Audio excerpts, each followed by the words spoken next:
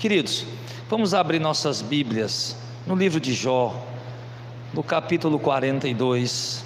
Nós vamos falar hoje da importância da intercessão, do verso de número 7 ao 10. Sucedeu, pois, que acabando o Senhor de dizer a Jó aquelas palavras, o Senhor disse a Elifaz, o temanita: a minha ira se acendeu contra ti e contra os teus dois amigos, porque não disseste de mim o que é reto, como meu servo Jó. Tomai, pois, 7 bezerros e 7 carneiros, e ide ao meu servo Jó, e oferecei holocausto por vós, e o meu servo Jó orará por vós, porque deveras a ele aceitarei, para que eu não vos trate conforme a vossa loucura, porque vós não falaste de mim o que era reto, como meu servo Jó. Então foram Elifaz o temanita, e Bildade o suíta, e Zofar o naamatita, e fizeram como o Senhor lhe dissera, e o Senhor aceitou a oração de Jó. E o Senhor virou o cativeiro de Jó quando orava pelos seus amigos, e o Senhor acrescentou a Jó outro tanto em dobro a tudo quanto dantes possuía. Amém.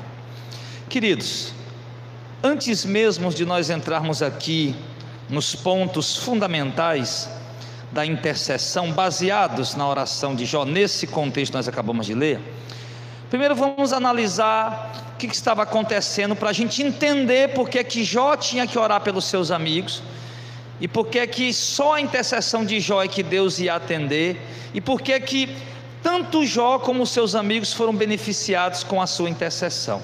Vamos entender o contexto para a gente compreender porque é que eles foram beneficiados. Nós sabemos que Jó, de acordo com o primeiro capítulo e o segundo capítulo deste mesmo livro, a Bíblia diz que ele era o homem mais temente a Deus de toda a terra do Oriente. Não havia ninguém temente a Deus como Jó, homem reto, íntegro, sincero, verdadeiro, honesto, se desviava do mal, do pecado, um homem que de fato andava com sinceridade de Deus, não apenas na aparência, mas principalmente no seu coração.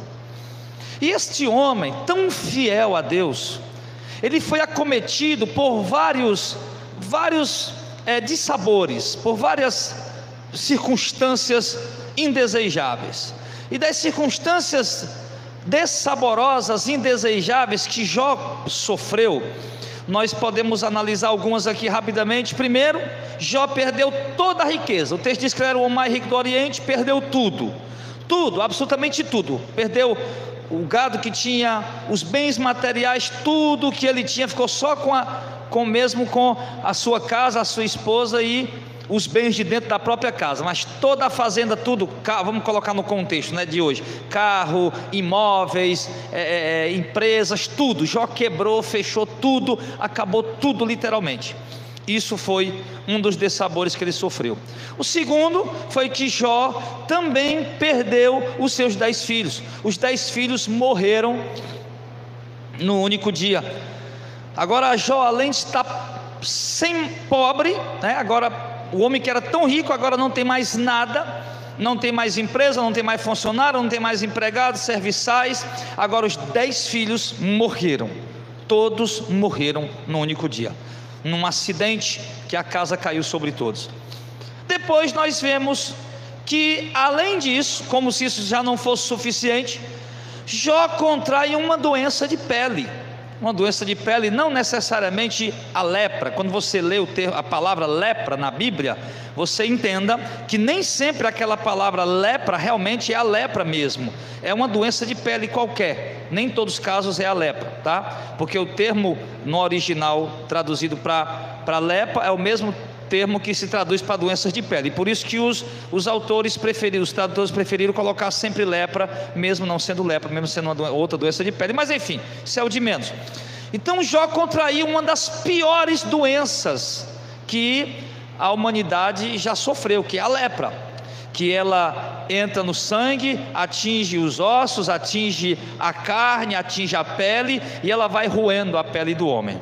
Mas de fato me parece que não era realmente a lepra que Jó havia pegado. Ele havia pegado uma doença muito grave de pele, mas aonde ele tinha coceira desde o alto da cabeça até a planta do pé, e ele precisou ir sentar em cima das cinzas e lá se coçando com um caco de telha, um caco de algum objeto que ele pudesse se coçar. E ali estava a situação daquele homem, a mulher dele muito aflita também com aquela situação, e dali se espalha por todo o Oriente, aonde existe alguém que conhece Jó, as pessoas tomaram a notícia de que aquele homem rico, milionário, tão temente a Deus, agora caiu em pobreza, os filhos morreram e contraiu uma doença. Imagina aí, né? Às vezes acontece uma coisa com a pessoa lá no interior, né? E o pessoal fala: rapaz, sabe o fulaninho? Sei. Pois é, rapaz, ele perdeu tudo que tinha lá, quebrou aquele empresário lá. Ou então alguém fala pra gente: rapaz, sabe aquele fulaninho lá? Rapaz, o filho dele morreu, mataram o filho dele, ou morreu de um acidente,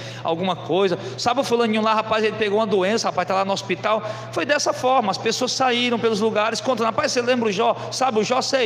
Pois é, rapaz, o Jó perdeu tudo, os filhos morreram, está lá na desgraça, até doente está, acho que ele não dura muito tempo não. Então estava isso rodando lá, né? Esses assuntos rodando naquela região, e 3 amigos de Jó souberam dessa situação que Jó estava passando e resolveram ir visitar o seu amigo.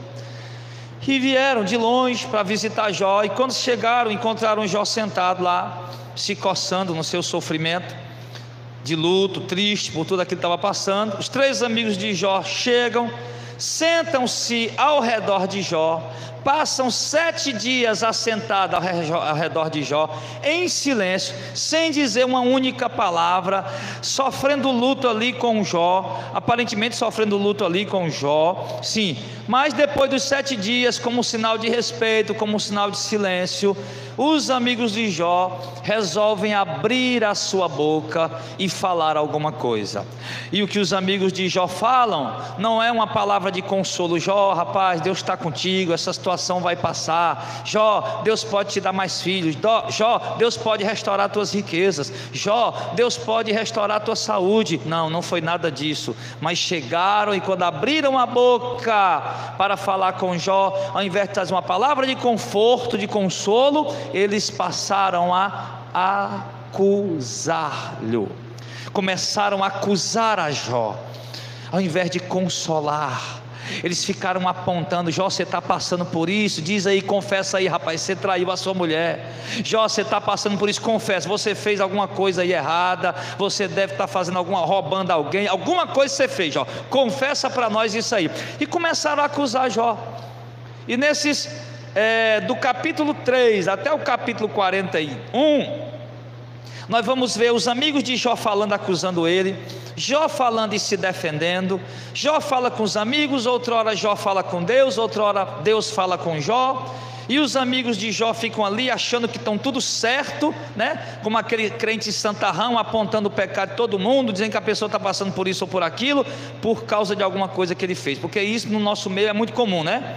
Olha, está passando por isso porque se levantou contra mim. Olha, está passando por isso porque levantou a mão contra mim. Olha, está passando por isso porque pegou no ungido de Deus. No meu evangelho tem muito disso, essa coisa desses amigos de Jó no nosso meio, né?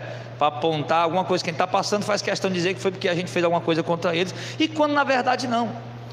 E aquelas palavras, meu irmão, aquelas palavras mostravam realmente quem eram aqueles amigos de Jó. Porque amigo que é amigo, irmão, não procede dessa maneira na hora do sofrimento da pessoa.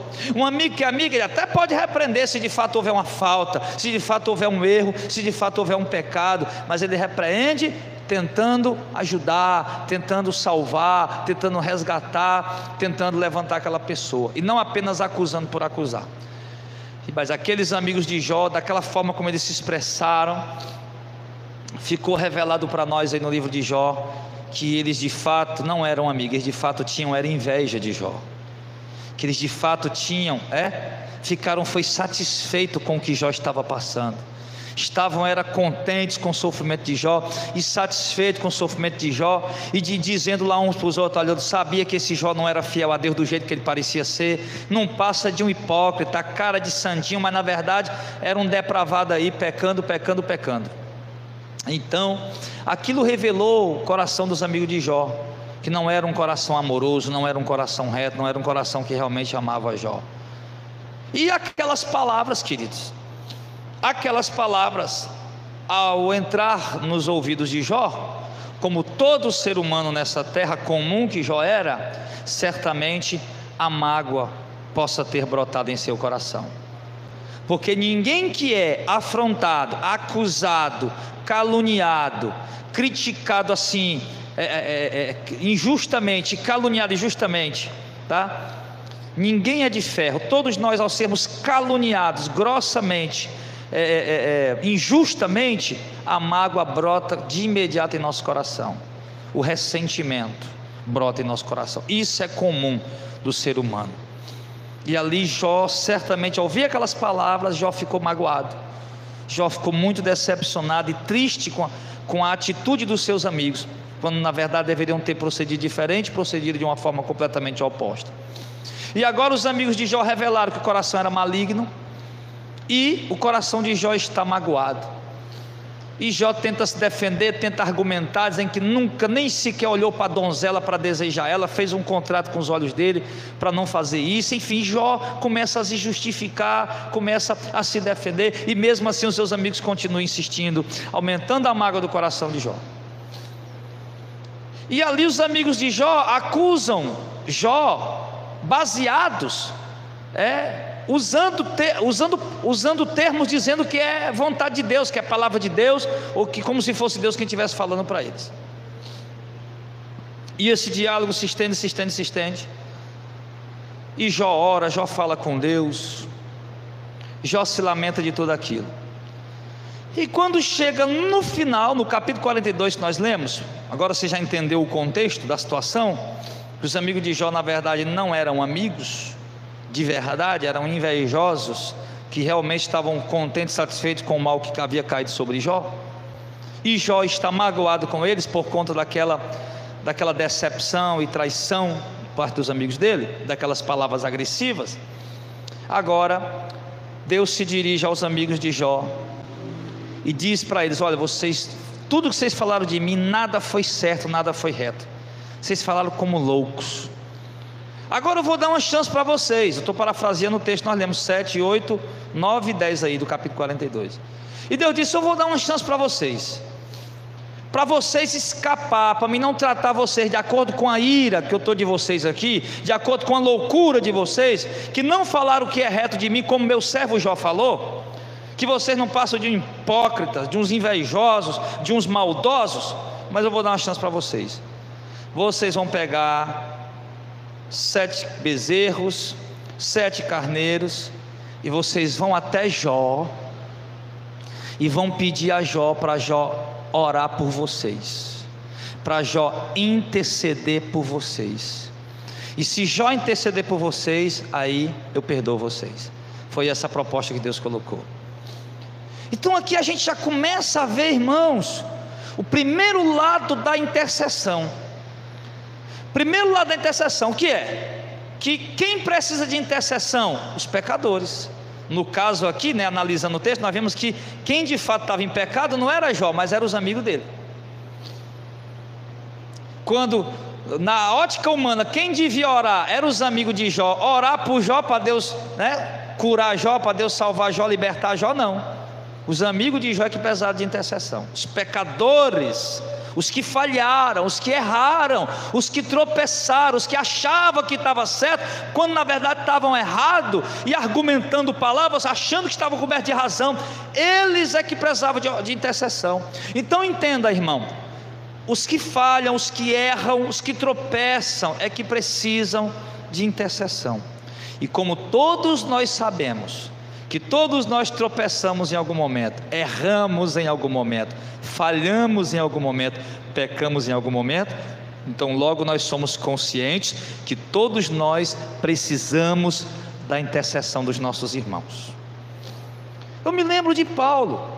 Acredito que Paulo, conhecendo essa questão da intercessão, por muitas vezes nas suas epístolas, Paulo pediu aos irmãos: orem por nós, irmãos, orem por nós. E ele dizia alguns motivos pelo qual ele estava pedindo a oração, pedindo a intercessão da igreja, porque isso é um princípio, irmãos, estabelecido por Deus no meio do seu povo, a oração intercessória. Você lembra quando, em Atos 8, quando Pedro e João vão lá para Samaria, ora pelo povo, o povo recebe o Espírito Santo, aquele Simão mágico, que era novo convertido, tentou negociar o dom de Deus, e Pedro repreendeu ele, disse que ele estava em pecado, em laço de iniquidade, em fé de amargura.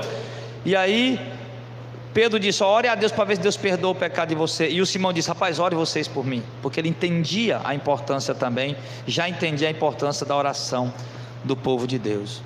Então, pecador que falha, que erra, precisa da intercessão da igreja. É importante isso, a gente estarmos orando uns pelos outros, intercedendo uns pelos outros. Segundo ponto: o pecador que errou, que falhou, que erra, que falha, que entende humildemente que necessita da intercessão da igreja, deve humildemente solicitar a intercessão da igreja. Qual seria o meu pecado, ou a minha fraqueza, ou minha falha, de eu chegar aqui e pedir oração para a igreja? Quantas vezes eu não pedi aqui: irmão, ore por mim, me ajoelhei aqui, pedi irmão para orar por mim, chamei o pastor Zezinho, irmãos aqui: irmãos, ora aqui por mim, eu estou precisando da intercessão da igreja, da oração dos irmãos. Já fiz isso muitas vezes, na oração que a gente se reúne às quarta-feiras, na oração que a gente se reúne uma vez com os obreiros, os evangelistas missionários, uma vez por mês, todo terceiro sábado mês. Peço, irmãos, ore aqui por mim também, pela minha família, orem por mim, porque nós precisamos entender, irmão, que se a intercessão é um princípio, a intercessão é o quê? É o ato da gente orar por outra pessoa, da gente solicitar por outra pessoa, da gente clamar por outra pessoa. Você pode interceder junto ao presidente por alguém, junto ao governador por alguém, junto ao dono de uma repartição, ao dirigente de uma repartição por alguém. Então aqui no caso é com Deus. Solicitar, rogar, insistentemente, humildemente, em súplicas pela vida de outra pessoa. Então, se primeiro ponto é entender a importância da intercessão, o segundo ponto é entender que o pecador, que erra ou que falha, que precisa de intercessão. E o terceiro ponto é que este pecador que erra, que falha, ele precisa ter a humildade para pedir a intercessão da igreja, a intercessão dos irmãos. Está entendendo? Precisamos pedir.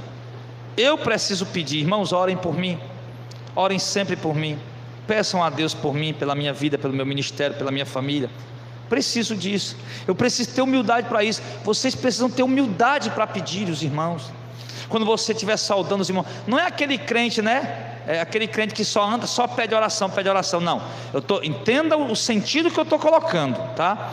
Que obviamente você ora por si, você pede por si e também ora por outros, mas você também deseja que outras pessoas orem por você. Então, quando você estiver saudando os irmãos, cumprimentando os irmãos: irmão, a paz do Senhor, irmão, meu querido, que bom lhe ver aqui, meu amado, não esqueça de orar por mim não, tá bom? Eu preciso das suas orações. Não esqueça de pedir isso, com humildade. Às vezes a gente se acha tão santos, tão importantes, que a gente acha que não pode pedir a oração dos irmãos, e a gente precisa da oração dos irmãos. Então esse é o terceiro ponto. Às vezes tem gente que o orgulho é tão grande que ele passa pelas portas do inferno, mas ele não tem coragem de abrir a boca e dizer: irmãos, orem por mim, eu estou precisando da oração de vocês, estou necessitado da oração de vocês, estou passando por uma tribulação, por uma luta, atravessando uma situação difícil, irmãos, e eu preciso da oração de vocês. Ou mesmo que não queira dizer que está passando por um momento difícil, tudo, mas diga pelo menos: irmão, orem por mim, eu estou precisando da oração de vocês. Pronto, já é o suficiente, mas precisamos fazer isso.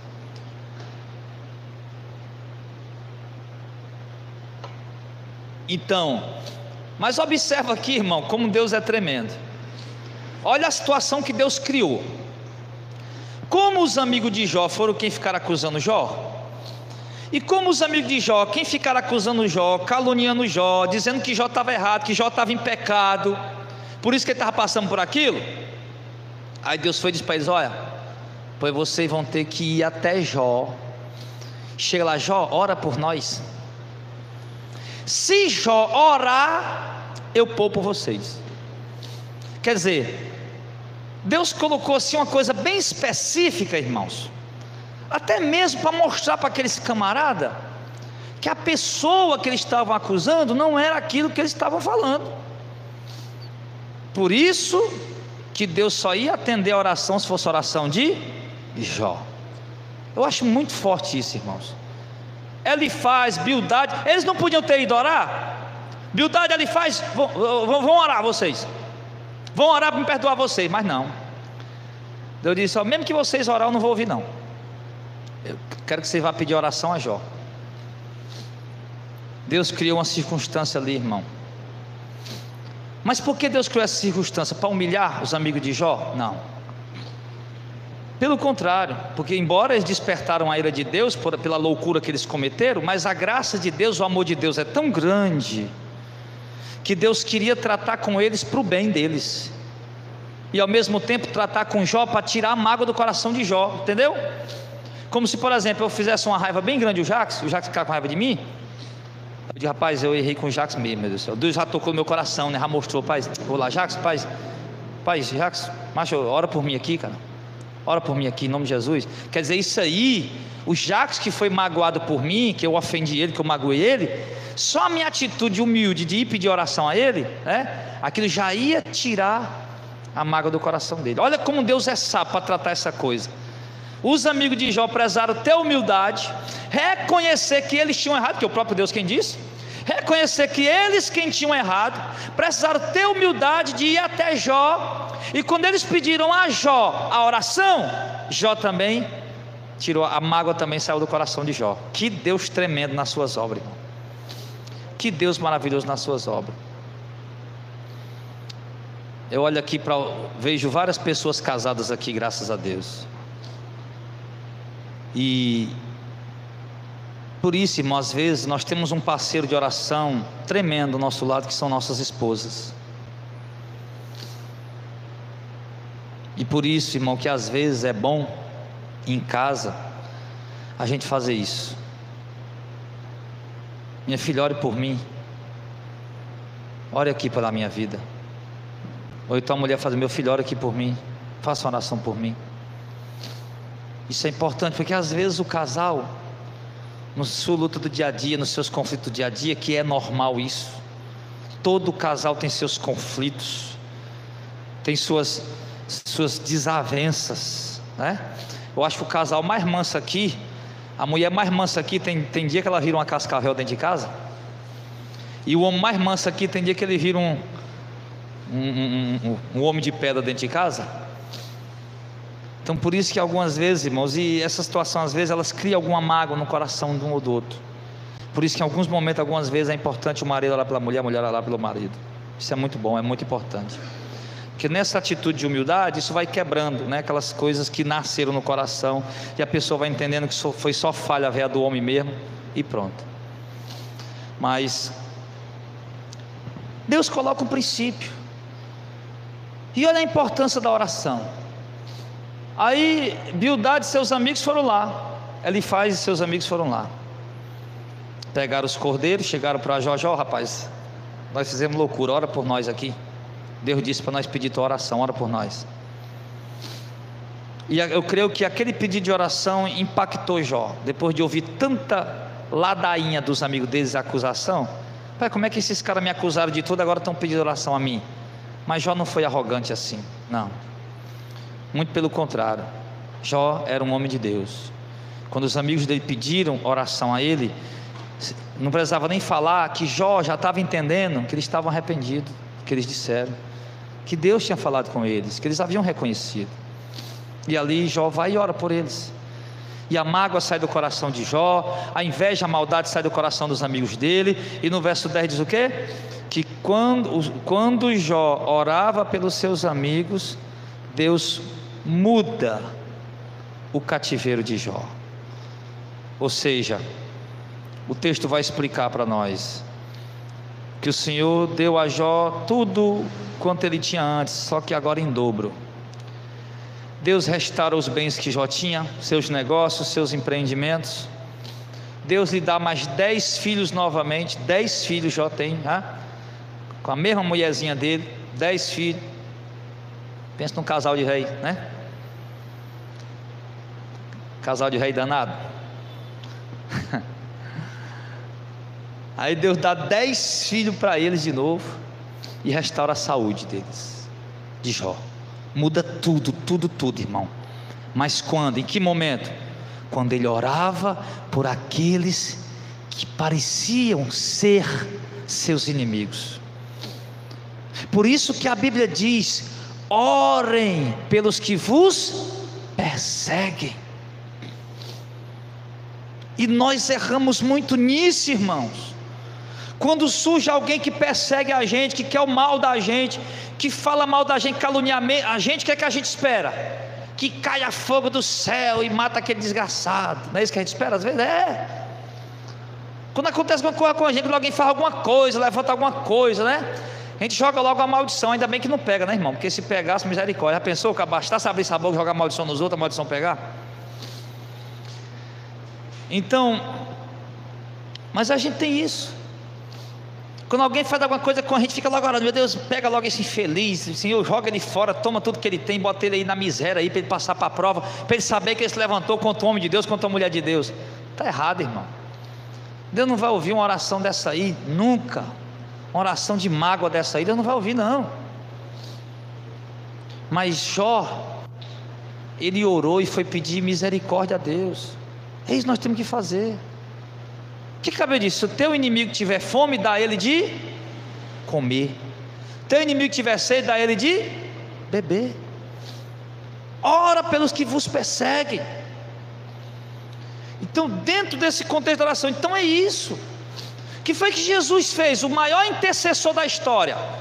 Os dois maiores intercessores da história. O primeiro, Moisés. O segundo, Jesus. Só que Jesus sendo o maior, né? O primeiro porque Moisés foi no Antigo Testamento. Jesus já ali no final da antiga aliança para o começo, no período da transição das alianças. Maiores intercessores. Moisés caminhou 40 anos com aquele povo teimoso no deserto, e que Deus dizia: Moisés, vou matar esse povo, e você, vou fazer uma grande nação. E Moisés: não, Senhor, faça isso não, não faça isso, Senhor, poupe este povo. Nós vimos ali Abraão, por exemplo. Aliás, e Moisés passou esse tempo, 40 anos intercedendo por aquele povo teimoso. E Moisés, aliás, Abraão, quando Deus foi destruir as cidades de Sodoma e Gomorra, o sobrinho dele morava lá, o Ló, né? Que o Jó e Ló a gente sempre confunde quando está pregando. É igual o irmão que mandou quem foi? O Mateus descer da árvore, foi? E na verdade não era o Mateus, era o Zaqueu, não era? Aí, quando Deus foi destruir Sodoma e Gomorra, ele avisou para Abraão: não vou fazer nada escondido de Abraão, meu amigo? Vou falar para ele. Disse: Abraão, eu vou destruir a cidade de Sodoma e Gomorra, pai, porque o negócio lá está sério, lá o pecado lá aumentou demais, eu vou destruir. Aí Abraão lembrou que o sobrinho dele morava lá. Aí começou a interceder: Senhor, se tiver algum injustos lá, o Senhor destruiu justo junto com... Não, se tiver algum justo eu poupo a cidade. E foi colocando a quantidade, né? 50, 40, 30, 20, 10, não tinha nem 10 justos. Aí pronto, Abraão intercedeu, chegou até 10 justos. Acho que foi até 10 justos, não sei se alguém lembra aí, eu não me lembro. Acho que foi até 10 justos, né? E aí Deus disse: não, se não tiver 10 justos eu não destruo a cidade. Mas como não tinha 10 justos, e como Abraão tinha intercedido, e Deus sabia o coração de Abraão, que na verdade Abraão era preocupado com o sobrinho dele, Deus logo fez o que? Antes de destruir a cidade, tirou o sobrinho dele de lá. Olha o poder, irmão, da intercessão. Há uma passagem, eu acho que em Provérbios ou Eclesiastes, que diz que até os ímpios são poupados muitas vezes por causa da intercessão do justo. Por quê? Porque o Senhor atende a oração do justo, seus ouvidos estão atentos às suas orações. Nós vemos a igreja em Atos capítulo 12, quando Pedro foi preso, Tiago tinha sido morto, e Pedro foi preso, e Pedro ia morrer, estava só esperando passar a festa da Páscoa, o imperador ia matar ele, e a igreja estava lá orando. Foi o que Deus fez, mandou um anjo, tirou Pedro da prisão. Pedro foi lá para a casa de Maria, mãe de Marcos, para dizer que estava solto. Os irmãos nem acreditaram, tanta alegria, que Deus tinha ouvido a oração, a intercessão deles. Nós fomos olhar na Escritura, os profetas, Jeremias passou todo o seu ministério intercedendo a Deus por aquele povo. Só que, claro, houve momento que Deus já disse a Jeremias: não interceda mais por esse povo, que eu não vou mais ouvir. Mas até Deus dizer isso, Jeremias intercedia insistentemente. Deus não mandou a gente parar de interceder pelas pessoas, então nós não temos motivo para parar. Então, mas Deus falou para Jeremias, se eu não me engano, por 3 vezes: não interceda por esse povo, eu não vou ouvir a sua intercessão. Deus já estava determinado, o povo de coração duro, quanto mais se falava, mais o povo se rebelava. Mas a intercessão do profeta estava lá.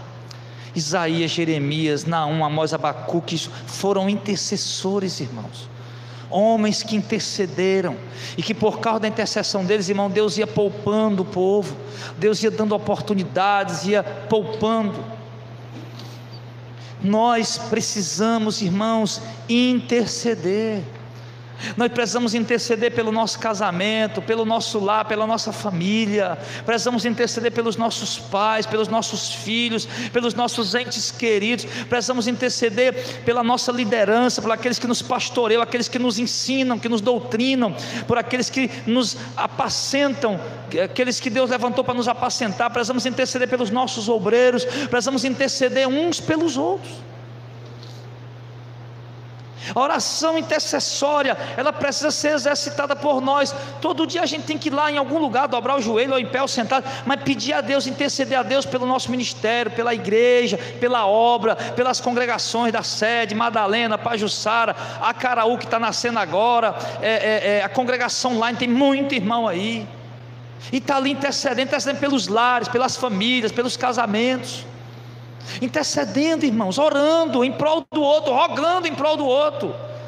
Assim como a gente roga por um filho que está doente, como a gente implora, como a gente suplica pelo filho que está caído, abatido, doente, enfermo, a gente suplica ali, implora, chora, geme. Orar pela igreja, orar pelos irmãos, orar pelos outros, suplicar, clamar, interceder, pedir com insistência. Deus, ele perguntou: quem vai se colocar na brecha? Quem vai me lembrar? Quem vai falar para me lembrar? Não é que Deus precisa ser lembrado. Quando Deus usa essas linguagens antropomórficas, fugiu como? Antropopáticas. Quando Deus usa essas linguagens antropopáticas, linguagem humana atribuída a Ele, é só para a gente entender algumas coisas. Não é que Deus ele precisa ser lembrado, que Deus esqueceu, mas é porque Deus quer o povo dele ali orando, falando com Ele. E nós precisamos fazer isso. A intercessão, irmão, pelos inimigos, pelos que nos perseguem, pelos que nos odeiam, pelos que fazem o mal a gente ou querem o mal da gente, irmão, isso faz bem para nós. A oração, quando a gente ora por essas pessoas, intercede por essas pessoas, irmão, isso limpa nosso coração, tira mágoa, tira ódio, tira ressentimento, faz uma lavagem por dentro. Porque realmente tem coisa, irmão, que às vezes é difícil de perdoar. Tem coisa que dói mesmo, que magoa mesmo, que machuca mesmo. E eu vou lhe dizer, só Deus para ajudar a perdoar algumas coisas. Só Deus mesmo, porque nós por nós a gente não consegue. Só Deus. E ali a gente vai orar por aquela pessoa, mesmo ali meio travada, primeiro momento meio travada ali, mas vai orar, daqui a pouco você está chorando já por aquela vida. Daqui a pouco você já está suplicando, clamando por aquela vida, e a mágoa foi-se embora. Se ele agora está lá, alguma coisa lá, problema dele, Deus já tratou contigo. Mas a oração intercessória, aí você vê aqui, Deus disse aos amigos de Jó: olha, eu vou poupar vocês, se chorar eu poupo. Irmão, tem muita coisa dependendo da tua oração, tem muita coisa dependendo da tua intercessão. Tem coisa que Deus só vai fazer quando você orar. Tem livramento que Deus só vai dar quando você orar. Tem vidas que Deus só vai fazer alguma coisa na vida aí quando você interceder por ela. Então interceda, ore. Eu estou falando isso baseado aqui nesse texto de Jó, que revela para nós, irmão, a meu ver, algo muito profundo sobre a intercessão. para finalizar, o maior intercessor da história que eu falei, Jesus, pendurado naquela cruz, todo mundo acusando ele. Olha aí o Filho de Deus. O Filho de Deus, disse que era o Messias aí, está pendurado na cruz aí, vai morrer. Se tu é o Filho de Deus, desce aí, rapaz, desce aí. Tu é lá Filho de Deus nada. Tem gente que zomba da gente às vezes, zomba do nosso ministério, zomba do ministério coletivo, zomba do ministério individual, zomba da nossa roupa, do carro que a gente anda, zomba de tudo. Eu me lembro uma vez, irmão, que eu estava na rádio, e hoje eu estou com um carrinho velho aí, 2006, e eu estava até falando, eu quero vender esse carro, fazer um consórcio, dar um lance no consórcio, tirar um carro novo, poder viajar mais tranquilo. Aí eu estava indo para a rádio, e tinha um pastor da igreja lá, que o cara ficou doido com as minhas pregações. Ele ocupava o programa dele todo para falar mal de mim.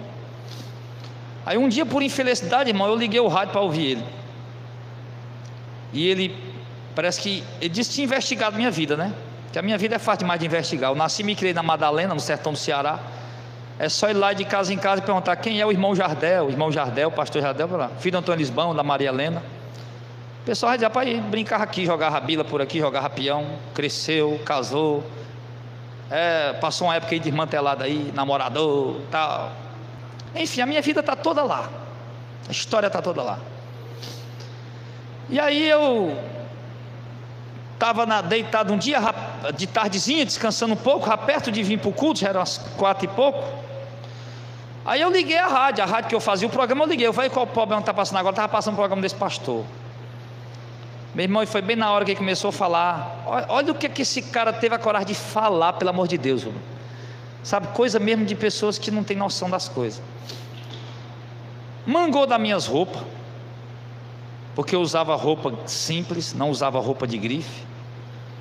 Mangou até do carro que eu andava, e não sabe ele que aquele carro nem meu era, que nem carro eu tinha na época. Eu pensei, falando assim, eu pensei que o fulano aí, né, direcionando para mim, era alguma coisa, era uma pessoa importante. Mas eu fui olhar para a vida dele, analisar a vida dele, é o carro que ele anda, as roupas que ele usa. Aí começou a falar, meu irmão, quando ele falou aquelas coisas eu me senti tão humilhado, mas sabe, entrou assim mesmo como uma flecha no meu coração. Eu vim para o culto naquela noite arrasado, completamente arrasado, mal conseguindo me mover, sabe aquela mágoa que entra assim, aquela tristeza de ser humilhado, envergonhado em público, e eu vim, literalmente daquele jeito, e aquilo é terrível, irmão. Então assim, como eu estava falando, tem coisa, irmão, que para sair só Deus. E aí foi o que Deus me direcionou, ora por ele, ore por ele. Eu comecei a orar por ele, pedi, Senhor, se dá uma mágoa no coração desse homem, tira, abençoa o ministério dele, abençoa o casamento dele, os filhos dele, a família dele, faz esse homem esquecer de mim, meu Deus, que ele viva a vida dele em paz lá, tranquilo, e faça do rei que ele quer, e deixou em paz aqui, fazendo o trabalho que Deus me confiou. Mas nós estamos, irmãos, sujeitos a essas coisas, e a oração intercessória, ela nos faz bem. Se tem alguém, irmão, que se acha meu inimigo, porque a gente de fato vai nascendo alguns na caminhada, por conta do que pregamos e da forma como conduzimos o rebanho. Se tem alguém que acha que é meu inimigo, e que eu oro pelo mal deles, se eles pudessem ouvir minha oração por eles, eu acho que eles iam até deixar, mesmo que eles continuassem me detestando, mas eles iam parar de pensar mal. Porque nós, embora falhos, temos aprendido esses princípios de Deus, porque sabemos que passar disso não é bem para nós, ultrapassar isso não nos faz bem. Então, querido, eu quero encerrar dizendo para você nessa manhã, o maior intercessor da história, Jesus, o Filho de Deus santo, que nunca pecou, foi acusado de coisas terríveis, e estavam lá zombando dele na cruz. Naquele momento que ele disse, Pai, perdoa-os, porque não sabem o que estão falando. Quanto mais nós que erramos mesmo. Tem gente que abre a boca para falar uma coisa de nós e é verdade. Tem gente que abre a boca para falar alguma coisa a seu respeito, a meu respeito, e é verdade. Não, você está mais do que certo, eu sou desse jeito mesmo que você está dizendo. Eu sou uma ureia seca, eu sou desse jeito mesmo, eu sou errado mesmo, eu sou falho, eu sou atribulado mesmo, tem hora que eu me estresso mesmo, eu sou desse jeito mesmo, você está certo. Você está mais do que certo, o que eu posso fazer quanto a isso? Mas eu vou orar. Eu vou orar para Deus ter misericórdia da minha vida e me mudar. Agora, que o princípio da intercessão, da oração, não podemos jamais esquecer, e a gente tem esquecido. A gente não ora mais nem pela nossa esposa, não ora mais nem pelos nossos filhos, não ora pelo nosso trabalho, pela nossa faculdade, pelos nossos cursos, pelo nosso colégio, pelos nossos, como eu já disse, pelos nossos pastores, nossos guias, pelos nossos irmãos da congregação, pela obra de Deus espalhada pelo mundo. A gente não ora, a gente, sabe, tão seco que a gente quer fazer as coisas na marra, de qualquer jeito, não intercede. Está tendo uma luta, uma prova. Já teve irmão aqui que arrumou um emprego, estava desempregado há tempo, né? Eu não vou dizer o nome do irmão, que é um homem de Deus mesmo. Aí estava passando por uma luta terrível lá no trabalho. Pastor, rapaz, eu digo, pastor, rapaz, sinceramente eu vou sair do emprego, não aguento mais não. Pastor, uma perseguição terrível lá do inferno, pai, uma coisa terrível lá. Eu digo, meu irmão, tenha calma, eu sei muito bem o que você está passando, mas ore, ore, ore. E depois a gente soube, né, que Deus mudou a situação. Então, tem alguém te perturbando lá no emprego? Tem um funcionário lá que não vai com a tua cara, te persegue, te perturba, quer teu mal? Intercede a Deus por ele, chora por ele nos pés do Senhor, geme por ele nos pés do Senhor, deixa ele lá, te perseguindo, mas vai lá e chora e geme por ele nos pés do Senhor. Aquilo deve ser uma vida atribulada, oprimida, angustiada, cheia de inveja, de mágoas e de ressentimentos, descarregando tudo ali em cima de você. Ore por aquela criatura, ele está precisando da sua intercessão, e Deus não vai deixar que a mágoa fique no seu coração, e vai trabalhar na vida dessa pessoa. Então, a intercessão, irmão, ela foi praticada pelos profetas, pelos apóstolos, pelos reis, que eram homens de Deus, e mesmo que em alguns momentos Deus não queira atender nossa intercessão, mas nós não fizemos mal de maneira alguma em interceder. Pastor, eu devo interceder até quando? Deve interceder até Deus dar alguma resposta positiva ou negativa, até esse tempo. Eu vou interceder pela salvação dos meus familiares, não sei se eles são eleitos ou não, mas vou interceder até eles morrerem, para Deus se revelar para eles, para Deus salvá-los. Pastor, mas Deus tem seus eleitos? Tem. Aí mesmo assim tem que orar, claro que eu não sou Deus, eu não sei quem são os eleitos. Meu papel é orar por eles, interceder, clamar e gemer por eles. Até enquanto Deus não me der uma resposta positiva ou negativa, eu não vou parar de orar.